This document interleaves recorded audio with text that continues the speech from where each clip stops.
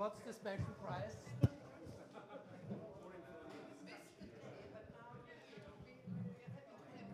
Join us.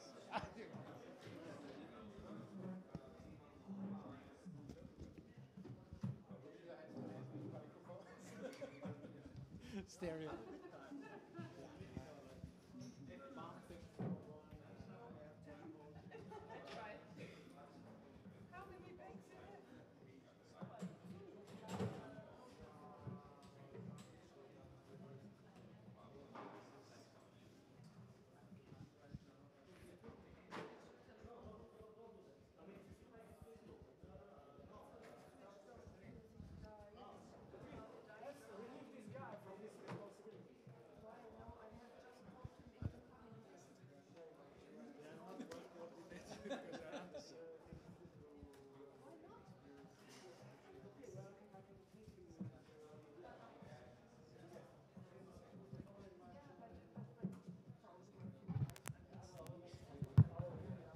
Matteo, let's try and make it soft with you.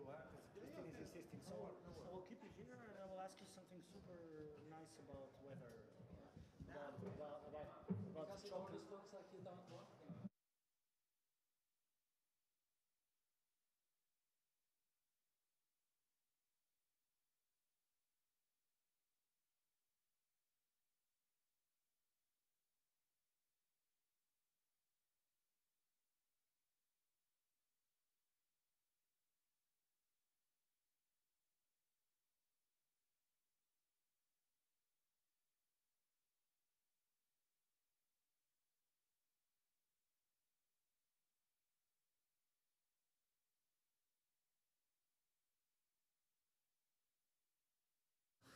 We have to get rid of these chairs now. Love to talk to any chairs. Yeah, hello. This is actually happening. This is impossible. We actually survived. Hello, my name is Vuk and I'm an alcoholic. I'm doing a quick scan and I'm super happy that, like somebody just noticed, there was more people in the closed session than in the public session. We should think hard about this. I believe it's actually because of the streaming, and right now I'm fully aware that there's hundreds, if not thousands of people exactly in each and every city. It's called Invisible Mob or something like that, Flash. So, guys, welcome again. This is going to be in English. I'm sorry about that, but that's life. So as you possibly know, maybe you don't, you have been in the same room with us for the whole day, and a few of you didn't. Sorry about that.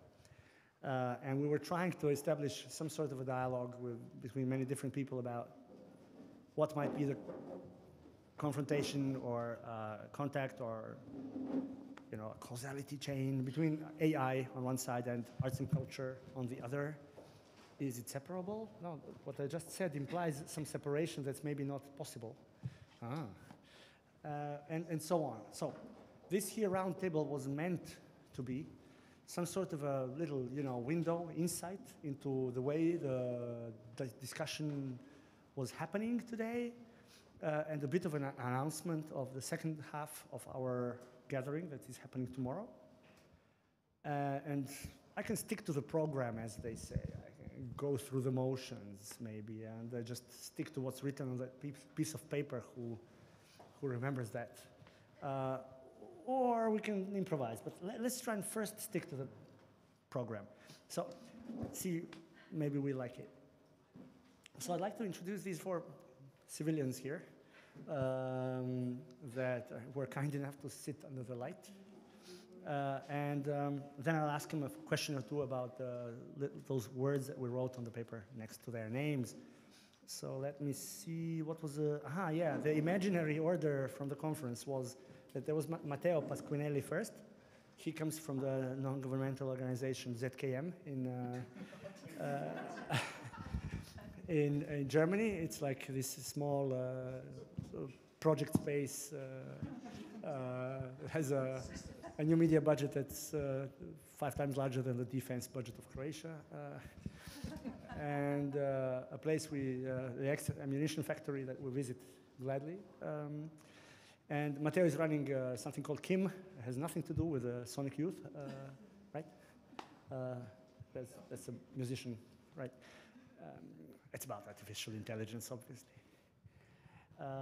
Then the order of our imaginary conference was Régine Debatty here on my left. She's running this blog, which sounds super trivial, right?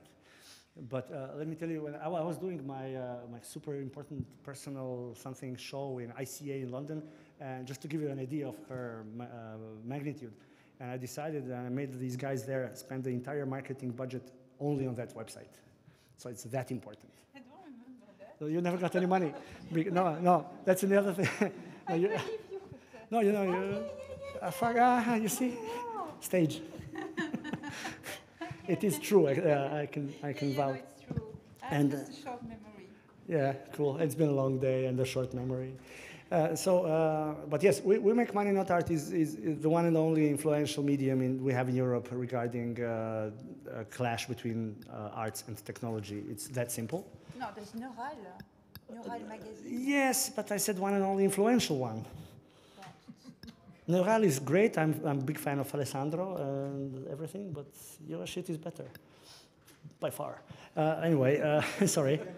It's been a long day, so we're really relaxed, because otherwise we would die, especially me. So that's Felix Stalder over there, old colleague. His most important function and contribution to humanity is that he's moderating Net Time, which is this one and only important mailing list about internet art and theory and critique. But also in the spare time, he's teaching at the Zurich University. But never mind that. And here's Gerfried. He also works for a while now. He's Employee of the Month at a small place in Linz, Austria. It's called Ars Electronica, if you know about it. And we're supposed to maybe, let's try and play the game, right? So Matteo, I will actually ask you something now. Careful. It's coming. You see, Matteo managed to stumble upon bad airlines, and he just arrived. He hasn't got a clue what happened today. Complete blind date. And the idea was that Matteo would give us a brief introduction back there in that back room about the clash between, or what's the word, codependence between AI and culture. I'm sure you didn't prepare any notes, and it's not about that now. It's not homework. Yeah? But still, I thought, if you have any inclination, maybe, soft, to riff a little bit, to give us a clue on how do you personally perceive the whole idea of like, oh, how is AI disrupting or aiding or killing a field of culture? Broadly put. Does it intrigue you, or is it something that you care for? Or you maybe prefer telling us something about your lunch? It's a bit difficult to join you here. I'm very happy to be here, but join the conversation like going to a blind date without knowing properly the person you have on the other side. So I improvise. I'm just like, I am sure today you already clarify all the important notion behind and connected to artificial intelligence coming from the art world. So the definition of intelligence, for instance, I guess is already well discussed and clarified across the whole day, right? And that was, I guess, that's an important point to understand, because once we clarified what is indeed, our epistemology, our definition of intelligence, we can continue. Now, what I see clearly is a clash in different sectors: automation, division of labor, and in this case, probably today, in this event, we discussed the impact on art and culture. I see the fact that artificial intelligence is indeed probably, I see the clash in this way, that in the future, artificial intelligence, a sophisticated system of data analytics, pattern recognition, will not completely automate or cover up all the functions that in the past they were like recognized to cultural institution, to art, education, and so on. There is something maybe we can discuss, expand tomorrow. There is like a logical limit within the system that are used within AI. Just to make another small statement about the fact that artificial intelligence today is a fantastic marketing operation for what was called technically a few years ago big data or data analytics.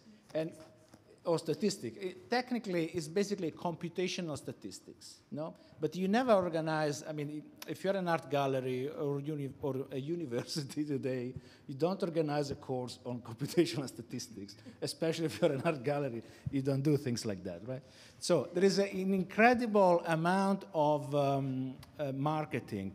And this has been discussed by many other people. I would say that AI is bringing this sort of also anthropomorphic marketing to a kind of very, not dry sector, but very efficient sector of mathematics. The other things, this is on the level of marketing surface, of media effect.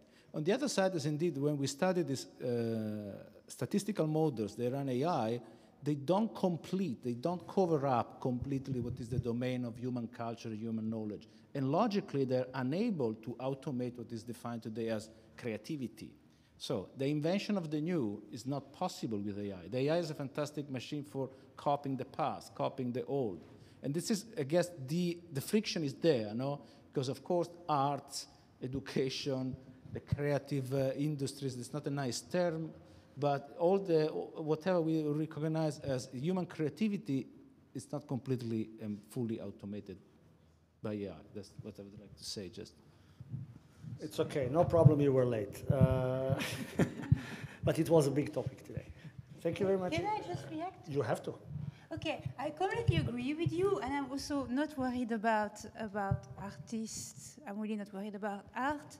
And yes, artificial intelligence cannot replicate creativity, probably, but then it's good enough to fool most people, like to fool people, yes. To seduce people, and to think it's art. I was like, one of the slides I showed at the end is you've probably heard about it, how there was a research and they showed people at, I think it was at Art Basel, and they showed them paintings done by artificial intelligence and paintings done by human artists, and people tended to prefer the ones done by artificial intelligence. And when they were asked after this, and which one do you think is more emotional? Again, people prefer the artificial intelligence.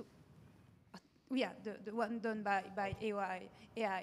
So yeah, I agree with you, but then the thing is, it's probably going to change the culture because people are happy enough to be fooled. Yeah, no, probably this already happened at a different degree, a different scale, when, you know, the art, the work of art entered the age of mechanical reproducibility. No, this is a debate we had already, probably a century ago, 2 centuries ago.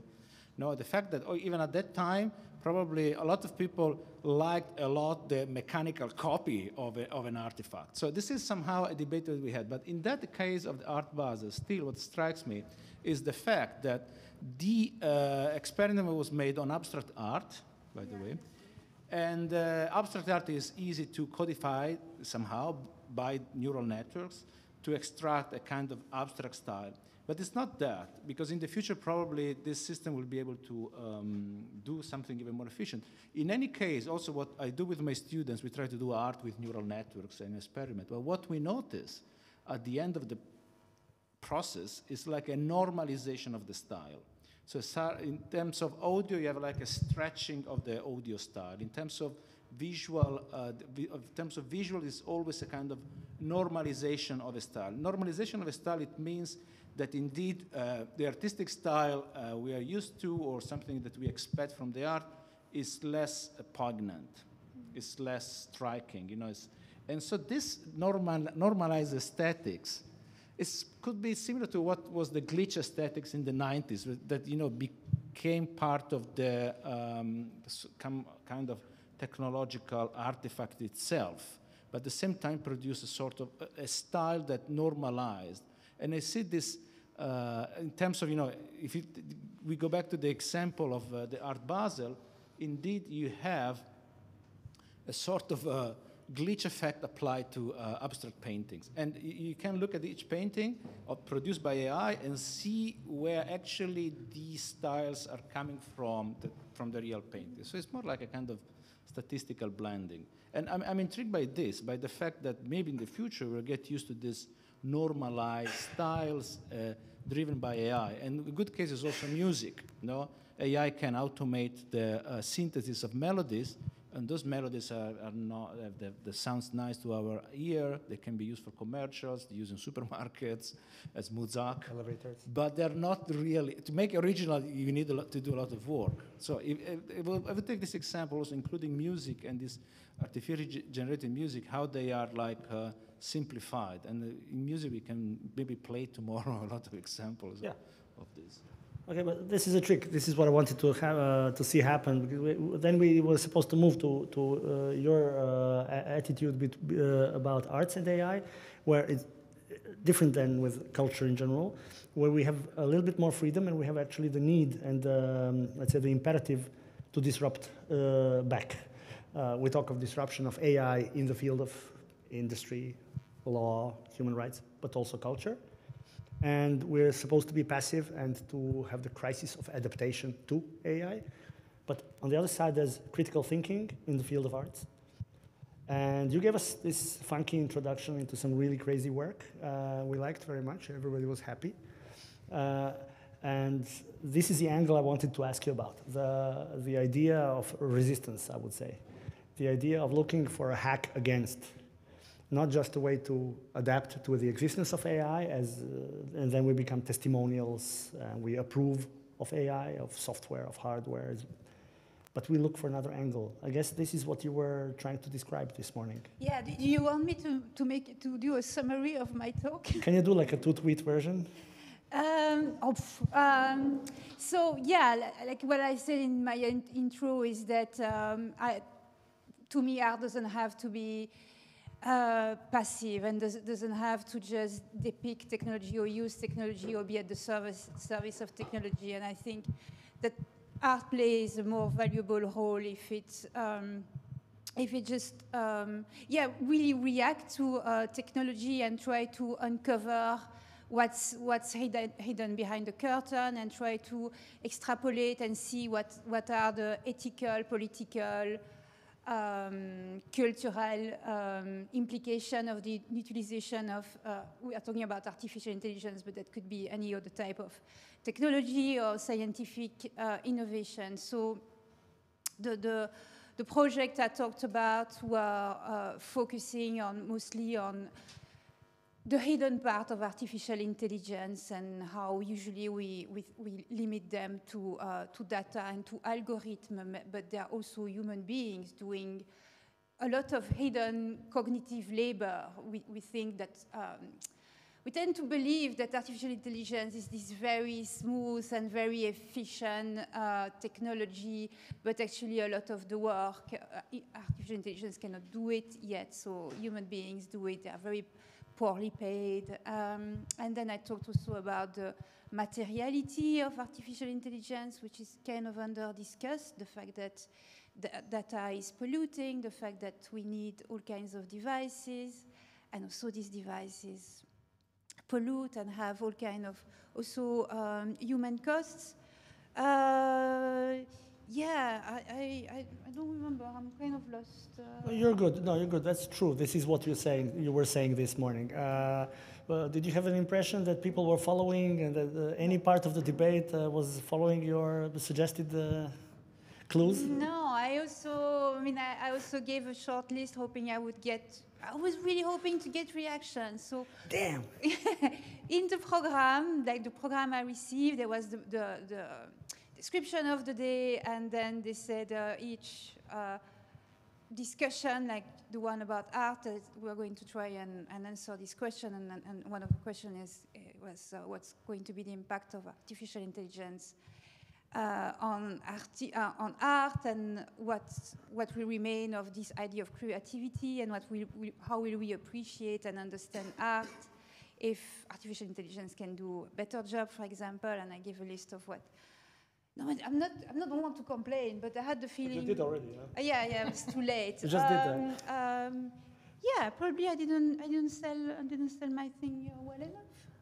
We will help you sell your point tomorrow. Trust me. So let's play the scenario now. Huh? So the same paper, right? The scenario was that then tomorrow we pass on 2 more topics. introduced first by Felix and then by Gefrid. So the first topic tomorrow, and so now we're going to talk about double fiction, is the public dialogue, you know, the Habermas of AI. Sorry, yeah, I swore to myself I won't use two words today. One is Habermas and the other is blockchain.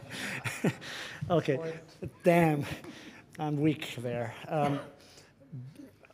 So anyway, excuse me about this. Could you give us a bit of a hunch or an idea where does this trigger leads you with regards to the way we are creating the AI myth and then battling some stuff in our heads? Actually, I'm really bad at predicting the future, so I can't. Even really, of your own talk. So I can't really tell you what I'm going to say tomorrow. But I would like to come back to kind of your original question, because that's kind of what we talked today, and I'm still thinking about this. On this relationship between new cognitive capacity of machines and the production of culture, right? I think it makes sense to, even though they're not cleanly differentiate, but to distinguish between the production side and, let's say, the distribution side. And the production side we just talked about, in the sense that there's, as in almost all professional fields, kind of a middle layer that is relatively, or now seems to be relatively easy to automate, like, the music for elevators or for commercials. I mean, for a long time, pop music has tried to find the formula, right? And often it sounded already like a formula. And in the 80s, KLF has written a book about the formula of the perfect pop song, and that's just continuing this. And now you don't need somebody to apply the formula, but the machine can apply the formula. And a lot of kind of useful graphics will be done by machines, and ask any photographer how this field is becoming deprofessionalized, because now all the photo cameras and mobile phones have filters in that makes basically any photo look good. Good enough to be used on a website and shared over social media. And only very rare instances, probably what we would often associate with, kind of contemporary art or, visual arts, are really a highly professional field that is hard to automate. And the very low end is hard to automate. It's very hard to automate somebody, jumping out of a birthday cake and singing happy birthday to you, right? So like in almost all industries, the very low end, that's kind of, very embodied, and the very high end, that's, really innovative, and that is about breaking the rules rather than extrapolating the rules, is really hard to automate. But in between, there's, I think, a fairly large production that, you can reasonably automate it simply because it has been so codified already. I don't think we will notice whether, the elevator music is human-made or machine-made. That's just, humans have been forced into a machine-like creativity, so it fits into elevators that they can easily be automated. But the second part, I think, is perhaps even as someone who's not an artist, perhaps even the more consequential one is the distribution, right? How do we come to be exposed to something? How do we come to learn about the world? What part of this immense production of images, sounds, texts, and reference and links and relationships that is going on all the time are we ever going to see, and in what form, right? Which form we only see as aggregations, so 10,000 people like this image kind of information. Which one we see as in a traditional sense, kind of individual cultural objects that we are pondering meaning, and which things we will never see. And these are, in a way, classic gatekeeper functions. And they are, at the moment, massively shifting from one system of gatekeeping, which was mainly, trained experts working according to certain professional rules and ethics in the best case, in museums, in newspapers, television, and so on, the classic mass media gatekeeping functions. And these are being pushed aside, or at least complemented with gatekeeping functions that are partially kind of community-oriented, people showing each other things that they find valuable, but massively automated. So you have recommendation engines, you have Facebook, filtering your friends' posts, you have Google making you not just search results, but also endless recommendations on YouTube. You have all of these endless, Amazon says, oh, if you like this book, you like that book, and so on. So you have a completely different system of how the world is filtered for us that is largely automated. And I think and you don't even have to make predictions, because this is here, this is happening, this is already kind of the dominant way of how people learn about the world. If you look at where people get their news from, then it's overwhelmingly, at least in certain large segments of the population, it's through social media.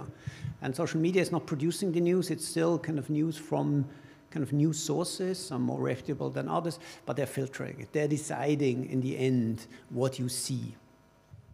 And this is a massive cultural function. This is kind of what all these cultural institutions were set up to do, to organize the world according to some kind of, however problematic narrative. And I'm not want to go back to that.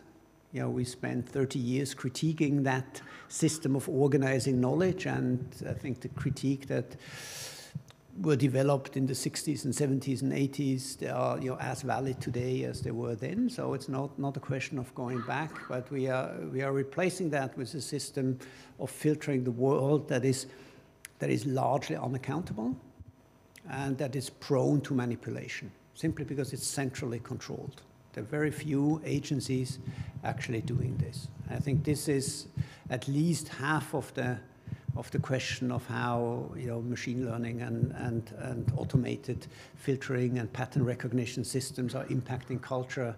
And the other hand, the other side is kind of the production side. I think we have to look at both of them. Yeah, I failed to mention that after this roundtable, we will have an opening of an exhibition which is actually about trying to figure out how the black box works. The trick about non-accountability is there's also the intransparency of the algorithms used, but we'll come to that. I'd like to... Can I? No. Yeah, sure, come on, I'm kidding.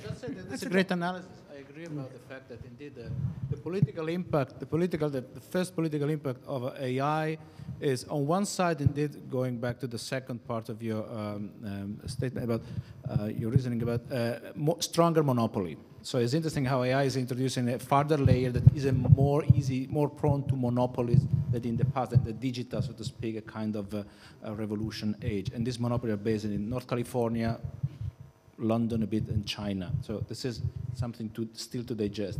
And the second thing, the first part of your analysis is true that since the Industrial Revolution, any new machine, any time a technological form has been introduced, has been polarized in the workforce. And moving, what it was like averagely skilled labor power to the extreme. In some cases, indeed, pushing up manual labor or labor still connected to the presence of the body. It could be in the factory as much as cleaners or any kind of job where you need labor, the presence of your body. And on the other side, the more abstract skills. And I'm saying this also thinking and looking at my students and the fact that they want, to learn in an art university for art and design, they want to become designers, want to become artists, and they think about their future in this, precisely in this scenario just described, where this average skilled labor power will be polarized. Cool.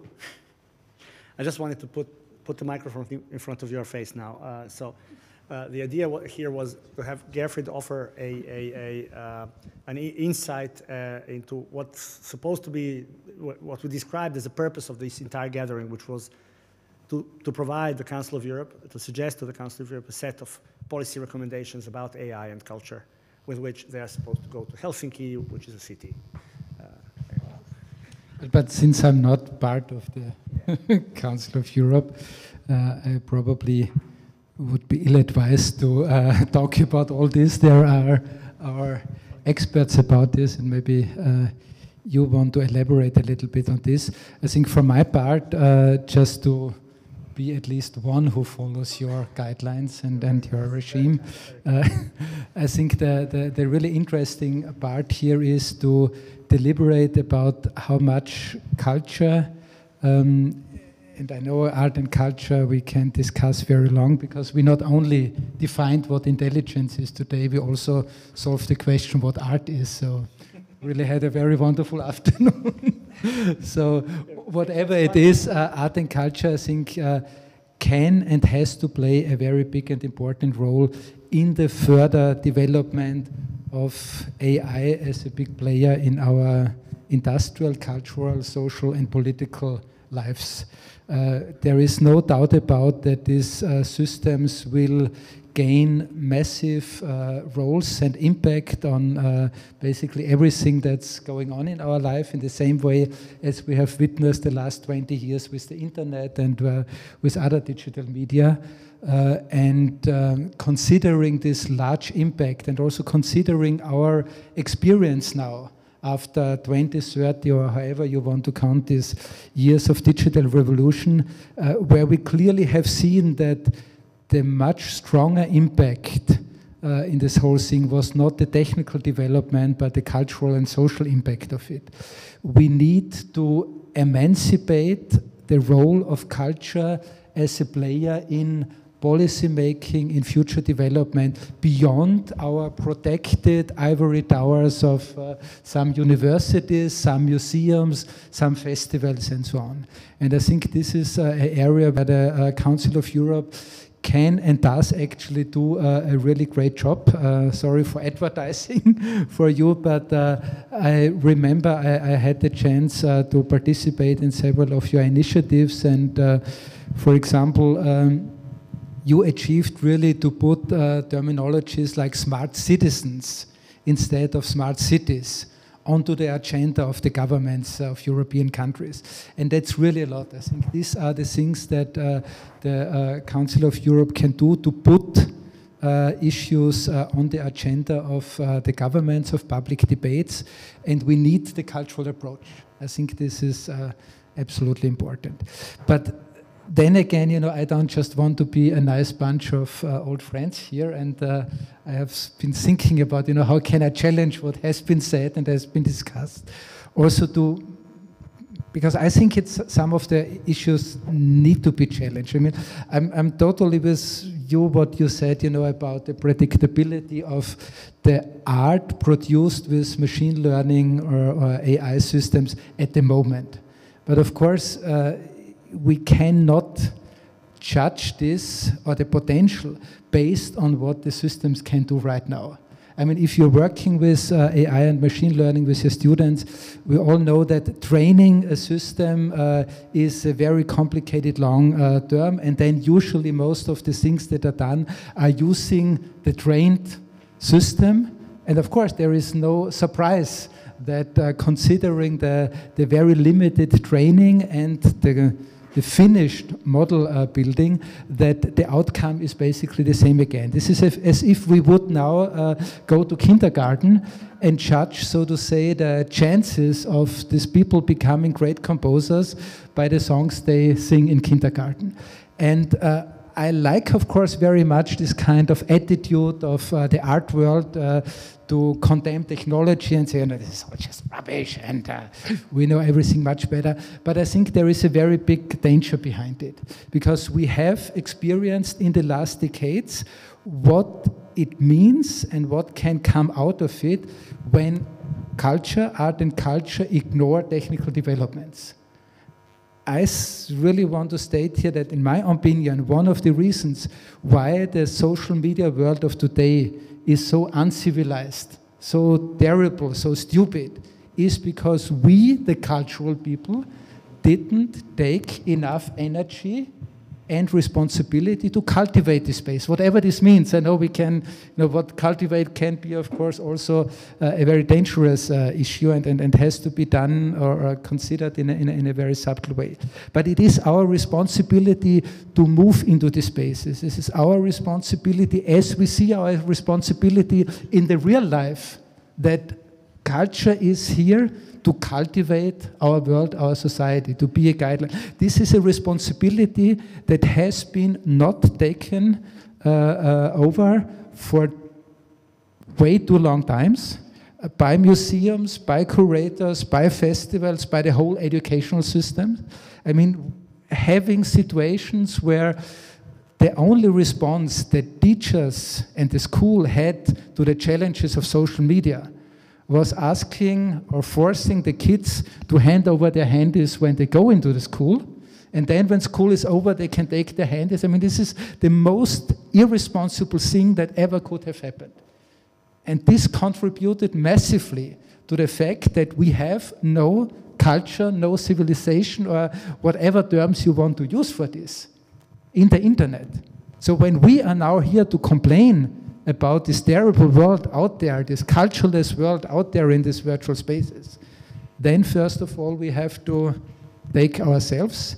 And I think this is something that as a mistake we shouldn't do again. So we need, of course, these artists who are doing this very critical analysis, who come up with all the necessary skepticism. Technology never is the answer. We know all these things. But ignoring it and just putting ourselves in the position and say, okay, we are anyway in a better world, this also is not a solution. And I think that's, again, now coming back to your question and why we are sitting here. What I deeply believe is we need new alliances. And it's really wonderful and great that the Council of Europe, invites people like us to consult with, to discuss these issues with. It's a pity that we don't have more engineers here. We had in the afternoon at least one person, I think, who was coming from an industrial background, really knowing about, so to say, the practical life of the applications of AI and machine learning. We need much more, really, when we talk about multi-stakeholder and all these kind of things, we need really this alliance of different types of expertises. And of course, art and culture is one of the very important one, and I think that's really great that this is happening here. I hate to make you work too much, but I like, if I may, while you're still with the energy, we dove this afternoon in your tomorrow's area of how should we approach regulations, how should we, meaning humanity, this time not so much arts and culture, but in general, even begin discussing the field of suggesting some regulation to any regulatory body. But of course, us being in Europe, we were also talking about the European position. Would you care to sum up how you saw that debate, or is it like way too raw? I mean, I don't think that I can sum up the whole debate, because there were so many really very interesting positions. But maybe I can reflect on what for me was, so to say, the really outcome and the learning of it. I mean, of course, one thing that was very clear from the beginning is that the European position might be a very interesting and valuable contribution to this global problem. Because so far, the technologies that we are discussing here are basically invented and specially marketed, not so much invented actually, that very often had been Europeans, but marketed and made into successful business by US American companies and meanwhile monopolies. We know as the only counterpart the big Chinese monopolies. But I think from a European perspective, it's very interesting that maybe a European position into developing this, not only technology, but also the business behind it, could be one that is much more respecting let's call it values, human values, without going into, of course, the very broad discussion that this kind of terms would need. But in a certain way, I think there might be a kind of agreement what European values for this digital future could be, at least in a rough way. And I think that this would be not only interesting in terms of, you know, being, so to say, the good guys, but also maybe to develop a competitive economic edge for Europe. Because we see, at least in the Western world and in the United States, a growing uncomfortable situation, or even that people are really fed up with the way how these data monopolies are dealing with our human rights, how they rip us off. And I think especially that we are not informed, especially that it's totally intransparent.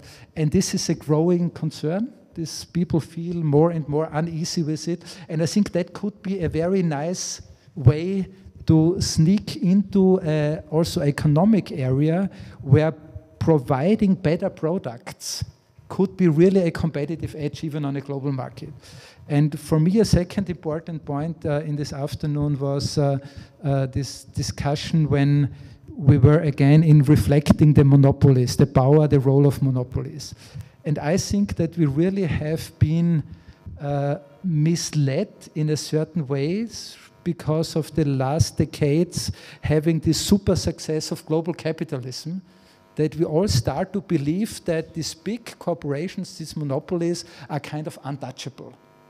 And there were some very nice contributions from the people here, also reflecting to the history that, of course, monopolies always have been just temporary things. I mean, monopolies come and go. We have, I think, much stronger foundation in certain human values than in the business practice of the GAFAs or the big internet companies, whether in the United States or the Baidu. There was, of course, also a very important point brought up with the question that we hear so often, you know, why is there no European Google? And people think the only answer is because we have this bureaucracy in Europe and there are too much regulations. And I think at this point, it was very important, so to say, to counter this statement by saying maybe it's a good thing that we don't have a European Google or a European Baidu, because at the end it still leaves a niche open where we could develop much better solutions for this. Because I think the business practices of the US-American monopolies, or the way how it's done by Chinese government, is not the way how it should be done. And it's not necessarily the only way how it can be done. And there was also shortly introduced this part that in Czechia, for example, there is a Google alternative. Still more than 60%, more than 2/3 of the people in Czechia don't use Google, but use a domestic, say, Seznam product or Seznam products, a whole range of Seznams. And even if you could say, yeah, it doesn't play a big role, of course, business-wise, it's not an issue. But I think it's a great example of it. And so I think the big discussion and also for tomorrow, what we have to develop is to think of what can be different directions for policymakers. How are we dealing with regulations? And of course, I mean, you immediately jumped on this. It is quite a strange situation that it's now people from the arts and activists community are seriously discussing about regulations. But then again, I totally believe that certain areas we need regulations. Examples that we brought up was like the seat belt. You know, without the law that you have to use seat belts and many other measurements that made car traffic more secure, we still would kill ourselves on the streets. Another example is we managed to get rid of smoking in public spaces. I mean, who would have believed this before? So there are so many things where we managed to regulate, and it always has been, so to say, at least double strategy. The one thing is regulation, the other one is awareness, creating a consciousness about the problem, and so to say, creating desires that are alternative to the desires that the industry, the marketing, and the advertisement is giving us. And again, I think this is purely and 100% a role in the issue of what culture can do. Thank you. This makes tons of sense. No problem there. This is a good roundup as well. Roundup. Yeah, I'm guilty. I take full response. No, thank you, really. Guys, I'm this senior citizen, antiquated manners and stuff like that. So I somehow, for some silly reason, believe that it's good that there's a dialogue instead of just a lecture. And I failed to mention this at the beginning because I'm a bit tired of this stuff. It should go out without saying, but still, there's this option of us passing around some microphones in case any of these questions are scandalous in your perception, and you suddenly feel the urge to jump in with a word or two or many dozens of words to teach us a lesson here.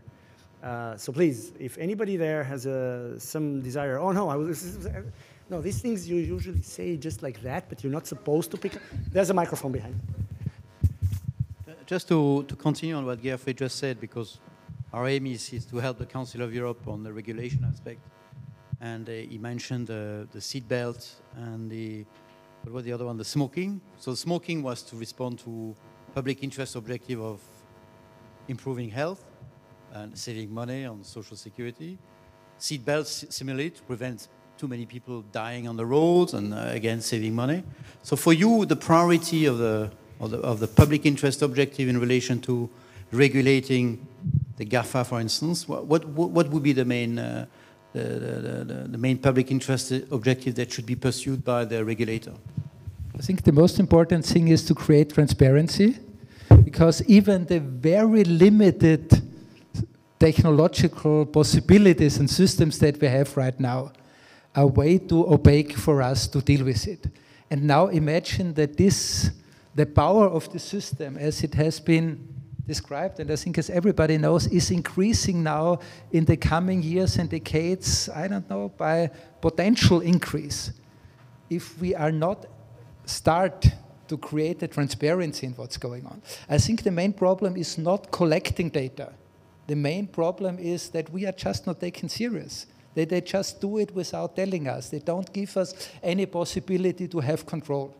There is no other area of our life and society where we would tolerate that somebody is acting with us in the way as these IT monopolies are doing. There is a good reason, because we just recently recognized it, and we are now trying to find our way how to deal with it. But that's the important point. How do we get back our autonomy of our life, autonomy of our data? And this is not impossible. I mean, if we manage to organize all this data traffic and things that we are doing right now, it's definitely possible to manage systems that give us individually control of the data and just establish a fair way how we are doing business and they are doing business with us. I think it's easy to sell that to the public, because I can see with smoking, people, even though they are reluctant not to smoke, they realize, or they have pressure of the family around them saying, no, you have to fasten your seatbelt, it's for your own good, you have to stop smoking, it's for your own good. But then I'm surrounded by people, I mean, not the kind of people you meet when we go to this kind of conference, who really don't care. They just think it makes their life easy, and and they say, yeah, privacy, like the young people for privacy, it's stuff for all guys like me. So I have the feeling like as you said, it's important to raise awareness, but how do you sell that? Because Google and Facebook is very seducing for a lot of people. Yes, smoking and drinking is also very seductive. We stopped smoking, and even, we managed in the last decade to reduce the number who are driving while drinking. So it is possible. I mean, I'm absolutely sure it will not be easy. And I'm absolutely sure it will not even be done in the next 5 years. This is a process like any of these other things where we achieved something. It was going actually on for decades.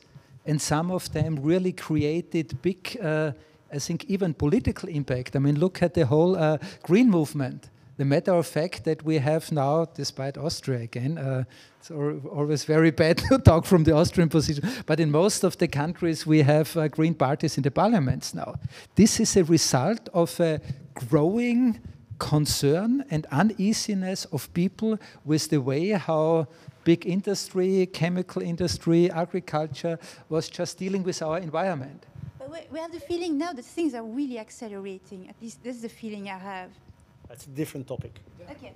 No, of course, it's accelerating, but I think in the same way as I remember in the early 80s, when we discovered that our forests will die, when this acid rain was really a serious and heavy problem, and how long it took until finally it became, so to say, a kind of general movement.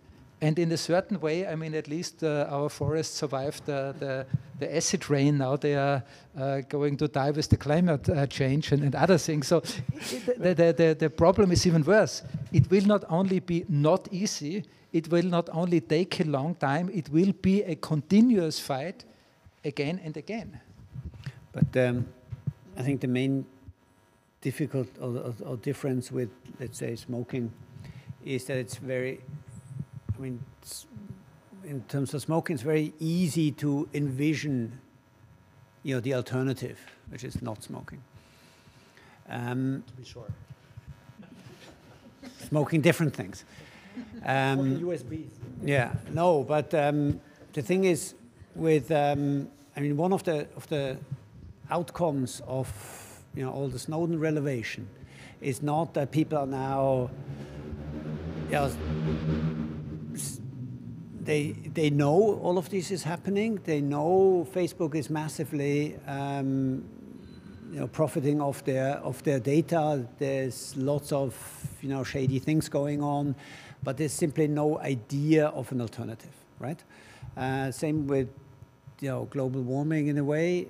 Everybody knows it's a real problem, but nobody has a clue, what to do about it. And I think you have to, when you think about regulation or at least a change in awareness, then it cannot be only the awareness of the problem. As long as you have no solution, every problem is acceptable, right? We're all going to die, so we accept it because we don't have a solution to it, except in Silicon Valley, where they're working on one. But so I think it's really important to, if you don't want to just add to a general level of cynicism about how fucked everything is, that the awareness is both of a path of what you can do, and why you should do it, which is the awareness of the problem. And so there, I think you get into, in a way, very classic questions of anti-monopoly regulation, and you can break things up. We already did it in the 80s with the telco monopolies. It was kind of easier because these were public monopolies, but still, I remember when this discussion started, the big telco said, "Oh, you want to have an alternative carrier? Here's the street. Dig it up. Lay your cables. We have nothing against that."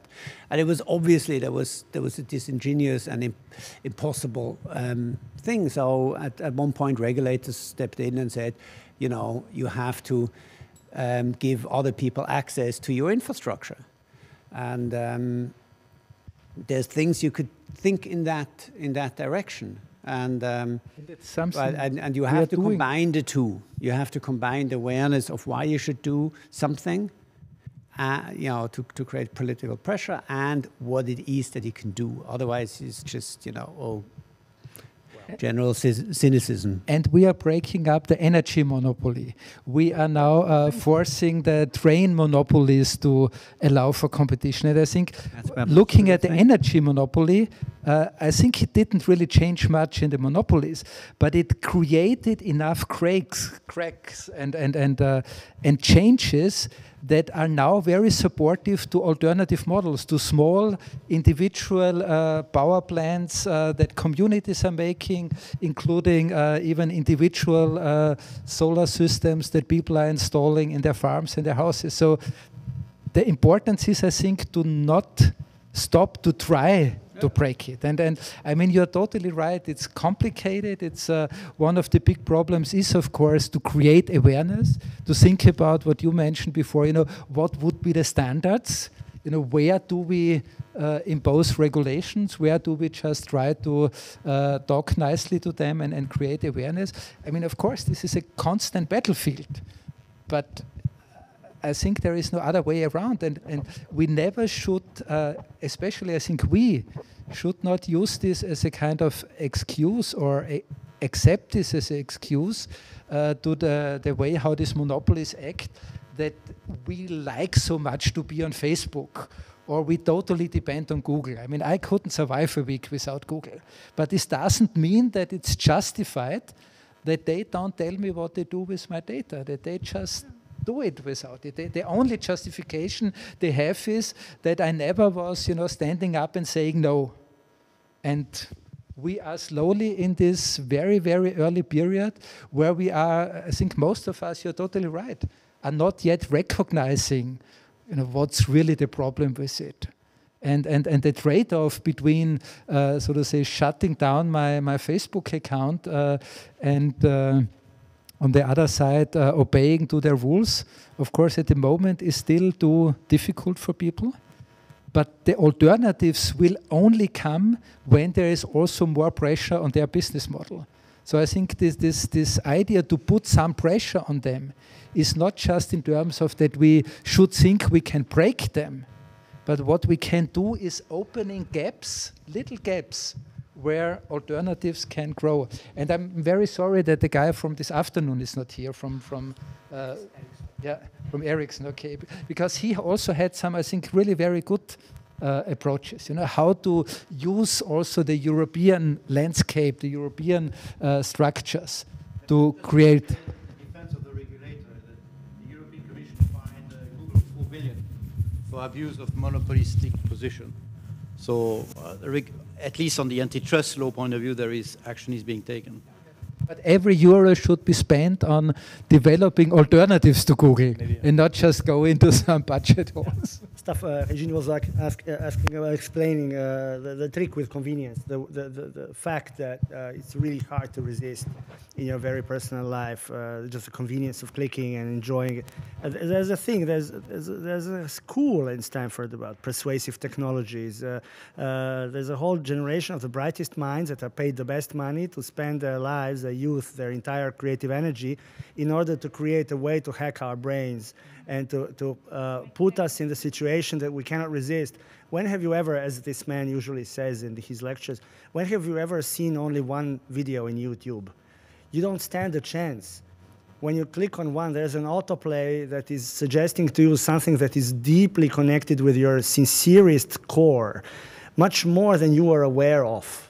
You can have no defense against that. As this man says, Tristan, there's like a generation of supercomputer and the most intelligent people of your time pointed at you in the moment when you click once on a YouTube video. Man, you have little chance. So it's a tough battle, and the territory where that battle is fought is called convenience.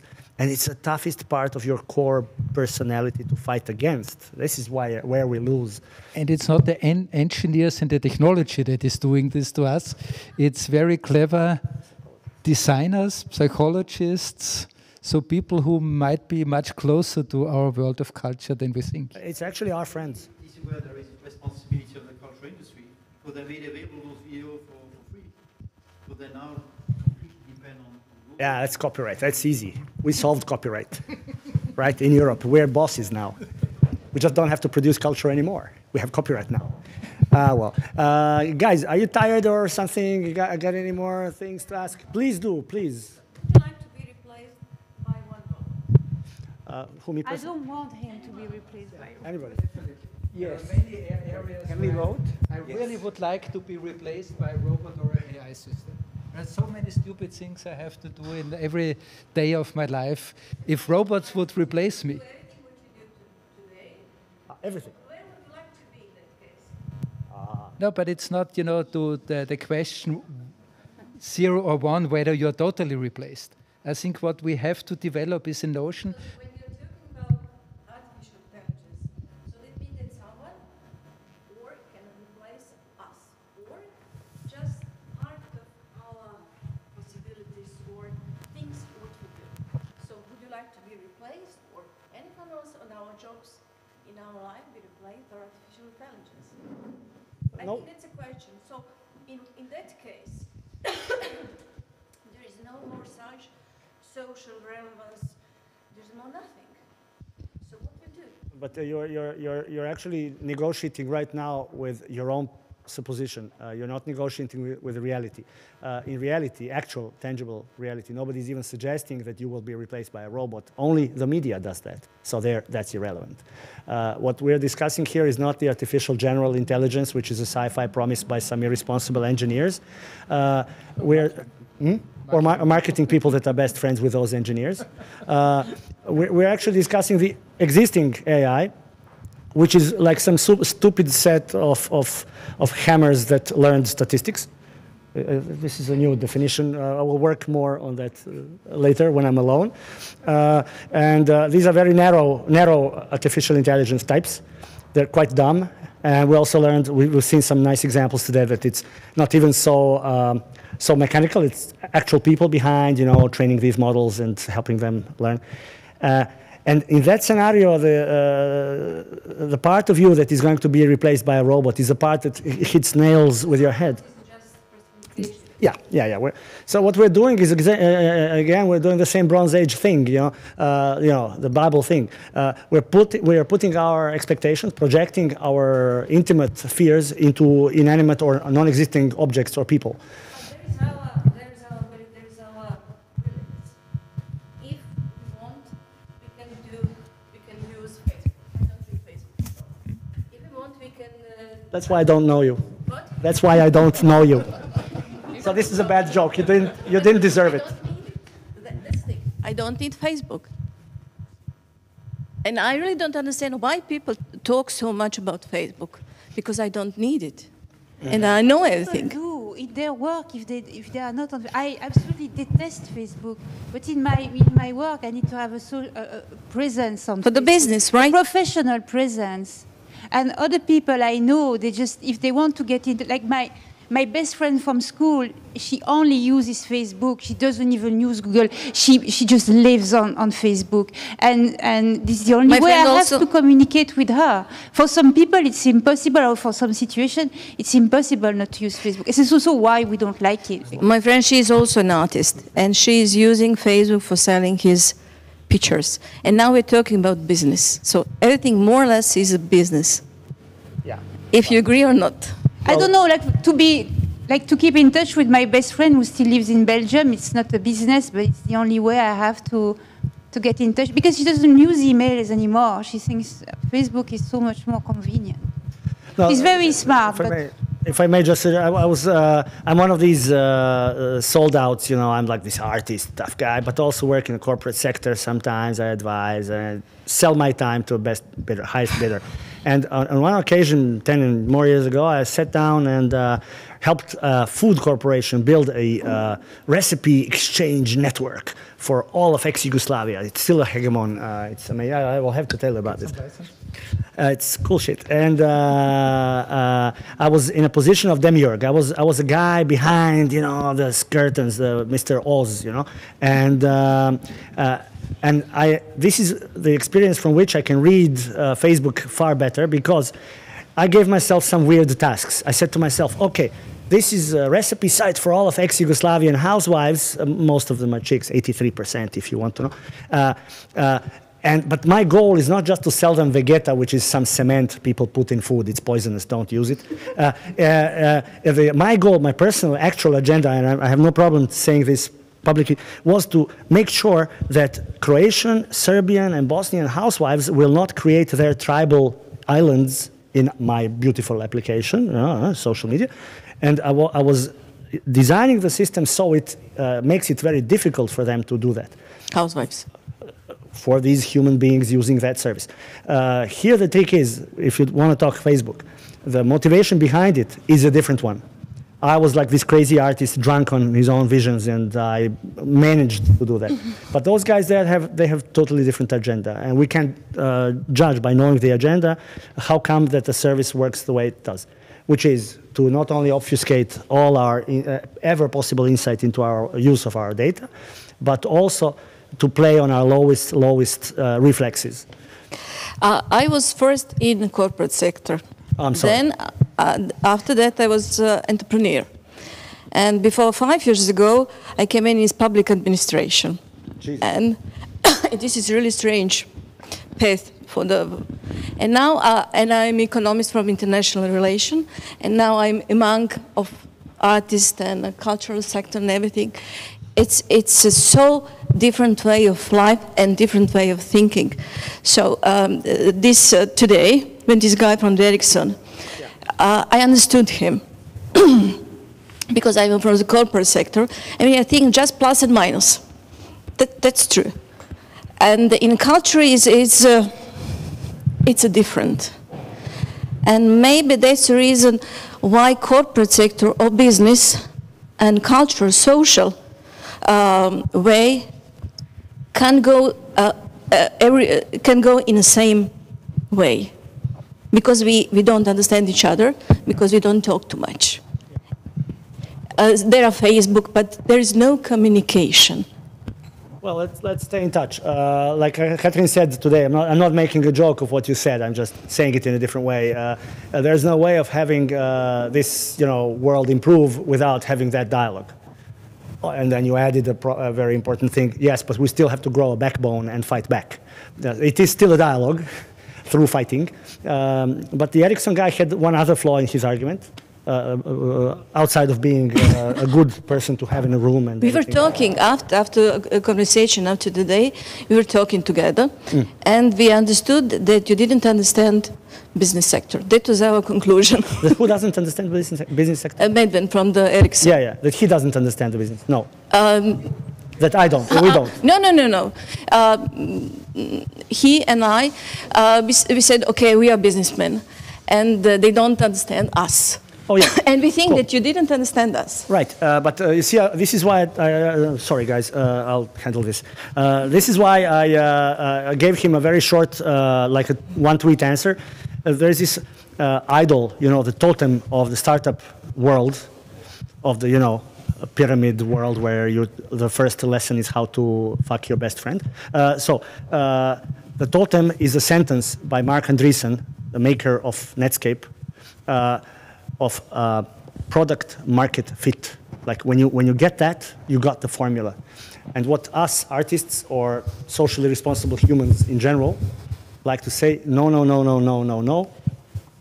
There is such a thing as a product society fit. And the difference between understanding the world around you as a market or as a society is the difference between us, because business world is a race towards the cash register and nothing else. Everything is justified by that means, and the rest is called externalities. You're the economist, right? There's been some, sorry? Not always. You're not always an economist. No, I'm economist, but there is not always a justify everything, so that I think. And now I'm looking at Vladan because you wanted like 10 replicas back to maybe join. Just one simple, this idea to be outside of the Facebook, this is a privilege, basically. And you, more or less, you can do that if you have a job, especially a job in the public sector, because it's really hard to be fired. And then if you have a stable social relations, like you have a husband or kids and stuff, like you don't, yeah, or you don't apply for American visa or any other visa. So this is the position from which you can say, maybe I don't need this shit. But in a lot of other positions, you are kind of forced, not forced like physically forced, but socially forced to do that, to behave like that. Because if you don't do that, you are anomaly. In the moment you are applying for like credit, in the moment you are doing a lot of things in your life, you're an anomaly if you don't have a social profile that fit to the picture that is needed. So it is kind of privilege, and I would like that all of us have this kind of privilege. I do as well. I don't have, because I'm working at the university, I don't get a regular professor now, I really don't care. But most of the people don't have this position. But there is another reason why I don't have Facebook, because of my privacy. I really like my privacy, and that's the reason why I don't have it. No, that doesn't exist. Somebody should tell you. No, it's a privilege. But I just think that the really absurd point is that we are now again not discussing how Facebook should change, that we in an ethical and morally okay way can have all the fun on Facebook. We are now discussing and fighting each other, you know, whether it's appropriate to be inside or outside of Facebook. I mean, being on Facebook should be absolutely fine and without any problems for everybody, because Facebook, even if I'm also not on Facebook and I have an American visa, so I think it's really possible to live without Facebook. But nevertheless, this is not the point. Facebook or other types of systems, and Google as well, are essential needs of our modern daily life. We need to stay in contact, we need to communicate, we need to be able to get all the information that is in the internet with a search engine, in the same way as we need healthy food, as we need good air, as we need good water. And this is what we should fight for, that we have systems that allow us to cover our basic needs without giving up our privacy, without being ripped off every time we switch on the computer. That's very simple. We do this in all other areas as well. We make sure, at least to a certain extent, that when I have to buy a car, I'm not totally ripped off. There are protocols, there are standards in way of making business. So it's not about not understanding the business. It's about not obeying to the presumption that business dictates the whole society. Which is a perfect way for me to, moment for me to jump in. You're sitting next to a priest, man. Tell her. Thank you very much for your patience. You're very strong. We know we work only with the strongest to survive this type of a day. I also thank few of you new faces that came only for this roundtable. I appreciate your effort. Not many of you, though. Let's go away. There's an opening of an exhibition in a few minutes, really. It's, what, in a quarter of an hour? Just behind my back. If you have any power to stay, we'll talk some about that. Don't go too far. So, thank you.